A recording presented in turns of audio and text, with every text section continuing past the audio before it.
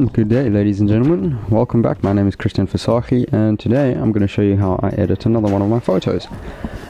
So this particular photo I took in the Botanical Gardens in Johannesburg, and what I love about this photo is the fact that you can see the image clearly through the camera of the cell phone, whereas the background is blurry, and that to me represents the way that a photographer, or in essence me as a photographer, kind of views the world.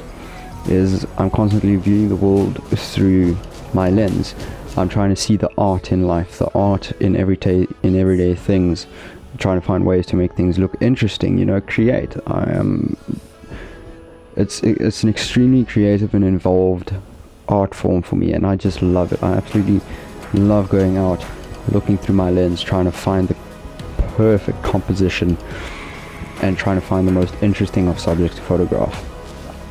So I'm going to leave you guys to enjoy the editing with a little bit of background music, and I'll see you guys in the next one. Cheers.